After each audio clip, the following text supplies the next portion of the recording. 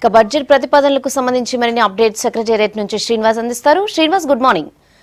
Budget ప్రవేశపెట్టబోతున్నారు. మరి budget ఎలా ఉండబోతోంది? ప్రభుత్వం ముఖ్యంగా ఏ రంగాలకు ఇంపార్టెన్స్ ఇచ్చే ఛాన్స్ ఉందంటారు? రెహానా, 12 గంటలకు ఆర్థిక శాఖ మంత్రి ఈటల రాజేందర్ అసెంబ్లీలో బడ్జెట్ ప్రవేశపెడతారు. అదే టైంకు శాసన మండలిలో deputy CM Kadiyam Srihari budget ప్రవేశపెడతారు. ఇక అసలు బడ్జెట్ ఎలా ఉంటుంది, ఈసారి ఏ రంగాలకు ప్రాధాన్యత ఇస్తారు అనేటువంటి ఒకసారి మనం చూస్తే కనుక గతంలో ప్లాన్ నాన్ ప్లాన్ ఉండేది, కానీ కేంద్ర ప్రభుత్వము అన్ని రాష్ట్రాలకు కొన్ని ఆదేశాలు ఇచ్చింది. ఈసారి ప్లాన్ నాన్ ప్లాన్ కాకుండా నిర్వహణ ఖర్చులు స్కీమ్ ఎక్స్పెండిచర్నే ప్రగతి పద్ధతి అంటారు. ఈ పద్ధతుల్లో బడ్జెట్ తీసుకురావాలి, బడ్జెట్ పద్ధతులను కేటాయించాలని చెప్పి అన్ని రాష్ట్రాలకు ఆదేశించింది. దీంతో దాదాపు ఫిబ్రవరి జనవరి టైం నుంచి కూడా రాష్ట్ర ప్రభుత్వం పెద్ద ఎత్తున బడ్జెట్కు సంబంధించినటువంటి ప్రతిపాదనలపై కసరత్తు చేసింది. ఫైనల్గా బడ్జెట్ రూపొందించింది. ఈరోజు 12 గంటలకు ఆర్థిక శాఖ మంత్రి ఈటల రాజేందర్ సభలో ప్రవేశపెట్టనున్నారు. ఇక ప్లాన్ నాన్ ప్లాన్ విషయానికి వస్తే గతంలో ప్లాన్ అంటే అభివృద్ధి సంక్షేమ కార్యక్రమాలకు సంబంధించి ఇందులో నిధులు కేటాయింపులు ఉండేది, దాన్ని ప్లాన్ బడ్జెట్ అనేది. ఇక నాన్ ప్లాన్ అంటే ఉద్యోగులకు జీతాల చెల్లింపులు కావచ్చు, పెన్షనర్లకు చెల్లింపులు కావచ్చు, ప్రభుత్వం సాధారణ ఖర్చులు, ఇవన్నీ కూడా నాన్ ప్లాన్లో ఉండేది. ఈసారి మాత్రం నిర్వహణ ఖర్చులు అంటే నాన్ ప్లాన్కు సంబంధించినటువంటి ఆ పద్దును నిర్వహణ ఖర్చులుగా ఈసారి రాష్ట్ర ప్రభుత్వం తీసుకురాబోతుంది.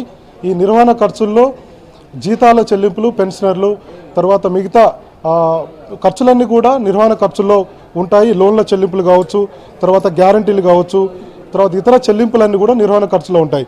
ఇక స్కీమ్ ఎక్స్పెండిచర్, దీన్నే ప్రగతి పద్దు అంటారు. ఈ స్కీమ్ ఎక్స్పెండిచర్లో ప్రాజెక్టుల నిర్మాణం, సబ్సిడీలు, గ్రాంట్లు, ఫీజు రియంబర్స్మెంట్లు, పెట్టుబడులు, సంక్షేమ కార్యక్రమాలన్నీ కూడా ఈ ప్రగతి పద్దులో ఉంటాయి. గతంలో మాదిరిగా కాకుండా ఈసారి మాత్రం పద్దులు చేంజ్ అయ్యాయి. నిర్వహణ ఖర్చులు, అదేవిధంగా ప్రగతి పద్దు, ఈ 2 పద్దులు వచ్చాయి. కాబట్టి గతంలో ఉన్నటువంటి నాన్ ప్లాన్, ప్లాన్ బడ్జెట్ లేదని చెప్పుకోవాలి. ఇక సంక్షేమ రంగానికే ప్రయారిటీ ఇస్తున్నట్టుగా ప్రభుత్వం ప్రకటిస్తూ వస్తుంది. ముఖ్యంగా బాగా వెనుకబడినటువంటి తరగతులకు 1000 కోట్ల రూపాయలను కేటాయించాలని చెప్పి నిర్ణయం తీసుకున్నారు. ఇప్పుడు 12 గంటలకు ప్రవేశపెట్టినటువంటి బడ్జెట్లో ఈ నిధులు కేటాయింపులు ఉంటాయి. ఇక దీంతోపాటు బీసీలకు, ముఖ్యంగా కొన్ని సామాజిక వర్గాలకు, యాదవులు కావచ్చు, బెస్త కావచ్చు, ముదిరాజు కావచ్చు, ఇతర కులాలకు పెద్ద ఎత్తున కేటాయింపులు చేపట్టాలని చెప్పి రాష్ట్ర ప్రభుత్వం నిర్ణయం తీసుకుంది. దానికి సంబంధించి బడ్జెట్లో కూడా నిధుల కేటాయింపులు ఉంటాయి. అయితే ఈసారి మాత్రం గొర్రెల పెంపకానికి సంబంధించి 5,000 కోట్ల రూపాయలతో 4 లక్షల యూనిట్లను, అంటే ఒక్కొక్కరికి 20 గొర్రెలు, 1 పొట్టేలుని ఇవ్వాలని చెప్పి రాష్ట్ర ప్రభుత్వం నిర్ణయం తీసుకుంది. దానికి సంబంధించినటువంటి కేటాయింపులు కూడా అంటే సంక్షేమ రంగానికి అధిక ప్రాధాన్యత ఇస్తున్నట్టుగా మనం అర్థం చేసుకోవచ్చు. కాబట్టి దాదాపుగా 30 నుంచి 40 లక్షలు ఉన్నటువంటి రాష్ట్రంలో ఉన్నటువంటి యాదవ కులస్తులకు దాదాపుగా అంటే 5,000 కోట్ల రూపాయలతో 4 లక్షల గొర్రెలను పంపిణీ చేయాలని చెప్పి రాష్ట్ర ప్రభుత్వం భావిస్తుంది. ఈ ఏడాది మాత్రం 2,500 కోట్లను ఖర్చు చేయబోతుంది. దీనికి సంబంధించినటువంటి నిధుల కేటాయింపు కూడా దీంట్లో ఉండబోతుంది. ఇక దీంతోపాటు మత్స్య కార్మికులకు సంబంధించి కూడా నిధుల కేటాయింపు ఉంటుంది. భారీగా ఈసారి బీసీలకు ఈ బడ్జెట్లో ప్రాధాన్యత ఉంటున్నట్టుగా మనం అర్థం చేసుకోవచ్చు. ఇక దీంతోపాటు ఎంబీసీలకు సంబంధించి కూడా మోస్ట్ బ్యాక్వర్డ్ క్లాస్కు ఇప్పటికే కార్పొరేషన్ కూడా ఏర్పాటు చేసింది. కాబట్టి 1000 కోట్ల రూపాయలతో నిధుల కేటాయింపు చేపట్టబోతుంది. మొత్తంగా బీసీలకు అంటే బాగా వెనుకబడినటువంటి వారికి ఈ బడ్జెట్లో ప్రాధాన్యత ఉంటుందని చెప్పి ఇప్పటికే రాష్ట్ర ప్రభుత్వం సంకేతాలు ఇచ్చింది.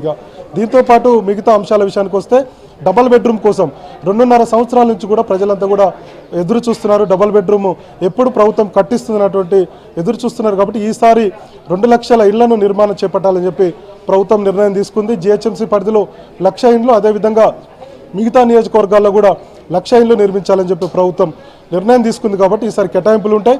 అవసరమైతే కేటాయింపులు లేకపోయినప్పుడు కూడా మన రాష్ట్ర గ్రోత్ దాదాపుగా 16% పైగా ఉంది. కాబట్టి ఏ సంస్థ అయినా, ఏ బ్యాంక్ అయినా అప్పిచ్చేందుకు సిద్ధంగా ఉంది. కాబట్టి అప్పులు తీసుకొచ్చైనా డబల్ బెడ్రూమ్ ఇండ్ల నిర్మాణం కంప్లీట్ చేయాలని చెప్పి రాష్ట్ర ప్రభుత్వం భావిస్తుంది. దీంట్లో భాగంగా ఈ కేటాయింపులు కూడా అంటే అప్పులు ఎంత తీసుకొస్తున్నాం, ఈసారి డబల్ బెడ్రూమ్కి ఎన్ని నిధులు కేటాయిస్తున్నాం అనేటువంటి విషయాలు కూడా ఈసారి బడ్జెట్లో పెట్టబోతున్నారు. ఎందుకంటే రాష్ట్ర ప్రభుత్వానికి అత్యంత ప్రతిష్టాత్మకమైనటువంటి పథకం డబల్ బెడ్రూమ్. కాబట్టి ఎర్రవెల్లిలో నిర్మించినటువంటి ఇండ్లన్నీ కూడా మిగతా ఆయా నియోజకవర్గాల్లో నిర్మిస్తారనేటువంటి ప్రజలు కూడా ఎదురు చూస్తున్నారు. కాబట్టి ఆ దిశగా నిధుల కేటాయింపు ఉంటుందని చెప్పి ఇప్పటికే ఆర్థిక శాఖ మంత్రి ఈటల రాజేందర్ ప్రకటించారు. ప్రజలు కూడా ఈసారి డబల్ బెడ్రూమ్కి ఎన్ని నిధులు కేటాయిస్తారు, ఎప్పటిలోగా డబల్ బెడ్రూమ్ నిర్మిస్తారు అనేటువంటిది వెయిట్ చేస్తున్నటువంటి పరిస్థితి. ఇక మిగతా అంశాల విషయానికి వస్తే ఎస్సీ ఎస్టీ సప్లాన్, ఈసారి ఎస్సీ ఎస్టీ సప్లాన్ ఉండడం లేదు. ఎస్టీ డెవలప్మెంట్, ఎస్టీ డెవలప్మెంట్ ఈ రెండు శాఖల్లో నిధుల కేటాయింపు ఉంటుంది. సప్లాన్ తీసేశారు కాబట్టి ఈ నిధుల కేటాయింపు ఉంటుంది. ఈ నిధులు కనుక ఈసారి బడ్జెట్లో అంటే ఖర్చు చేయకపోతే వచ్చే బడ్జెట్ కూడా మళ్లింపులు చేపడతామని చెప్పారు. నిధులు ఖర్చు కాకపోతే వారికే, ఎస్సీ ఎస్టీలకే నిధులు ఖర్చు చేయాలి, వారి అభివృద్ధికే నిధులు పాటుపడాలి. కాబట్టి ఈసారి బడ్జెట్లో ఖర్చు కాకపోయిన నిధులను వచ్చే బడ్జెట్కు మళ్లించేందుకు కూడా మళ్లిస్తామని చెప్పి ఇప్పటికే ప్రభుత్వం ప్రకటించింది. మిగతా అంశాల విషయానికి వస్తే సంక్షేమ రంగానికి ఎక్కువగా ప్రాధాన్యత ఇస్తున్నట్టుగా మనం అర్థం చేసుకోవచ్చు. ఇక మిగతా అంశాలకు విద్యా వైద్యానికి కూడా ప్రాధాన్యత ఉంటుంది. తర్వాత ఇరిగేషన్, వ్యవసాయానికి కూడా ప్రాధాన్యత ఉంటుందని చెప్పి ప్రభుత్వం ప్రకటించింది. గతంలో అయితే దాదాపుగా 20,000 కోట్ల రూపాయలను ఇరిగేషన్ శాఖకు కేటాయించారు. ఈసారి కూడా ఎక్కువగా నిధులు పెరిగేటువంటి అవకాశం ఉంది. ఎందుకంటే ప్రాజెక్టుల నిర్మాణానికి సంబంధించి అంటే సంక్షేమ రంగానికి ఏ విధంగా అయితే ప్రభుత్వం ప్రాధాన్యత ఇస్తుందో ఇరిగేషన్ కూడా అదేవిధంగా ప్రాధాన్యత ఇస్తుంది. కాబట్టి ఈసారి నిధులు భారీగానే ఉంటాయి. ఇక మిషన్ భగీరథ, మిషన్ కాకతీయ కార్యక్రమాలు ఆల్రెడీ గ్రౌండ్ అవుతున్నాయి. కొన్ని నిధులను కూడా అక్కడక్కడ ఆయా సంస్థల నుంచి, ప్రైవేట్ సంస్థల నుంచి కూడా అప్పులు తీసుకొచ్చి కూడా ఆ కార్యక్రమాలు కొనసాగుతున్నాయి. కాబట్టి ఈసారి వాటికి కూడా కొంత ఈ బడ్జెట్లో ప్రాధాన్యత ఉంటుంది. మొత్తంగా చూస్తే రాష్ట్ర ప్రభుత్వం సంపన్నమైన, ఈ తెలంగాణ రాష్ట్రం సంపన్నమైంది కాబట్టి దాదాపుగా 14 నుంచి 16% వరకు గ్రోత్ పెరిగింది. కాబట్టి అవసరమైతే మిగతా ఆయా సంస్థల నుంచి కూడా నిధులు తీసుకొచ్చి బడ్జెట్లో కేటాయింపులు చేసి సంక్షేమ రంగానికి కూడా ప్రాధాన్యత ఇస్తున్నట్టుగా మనం అర్థం చేసుకోవచ్చు. మొత్తంగా డబల్ బెడ్రూమ్, అదేవిధంగా మిగతా ఎంబీసీలకు, బీసీలకు ఈసారి బడ్జెట్లో ఎక్కువగా కేటాయింపులు ఉండబోతున్నాయి. మరొక ముఖ్యమైనటువంటి అంశం ఏంటంటే 12 గంటలకు బడ్జెట్ కార్యక్రమం స్పీచ్ స్టార్ట్ అవుతుంది. 1 గంటకు పూర్తయ్యేటువంటి అవకాశాలు ఉన్నాయి. ఆ తర్వాత కూడా నియోజకవర్గాల వారిగా పెద్ద ఎత్తున బీసీలు, ఎంబీసీలు వీరందరికీ కూడా పెద్ద ఎత్తున నియోజకవర్గాల్లో ఊరేగింపులు, పాలాభిషేకాలు చేయాలని చెప్పి ఇప్పటికే టీఆర్ఎస్ పార్టీ కూడా పిలిపించింది. దీన్ని బట్టి అర్థం చేసుకోవచ్చు బీసీలకు, ఎంబీసీలకు ఎక్కువగా ప్రయారిటీ ఇస్తున్నట్టుగా మనం అర్థం చేసుకోవచ్చు. Rehana. Okay Srinivas, thanks for the updates.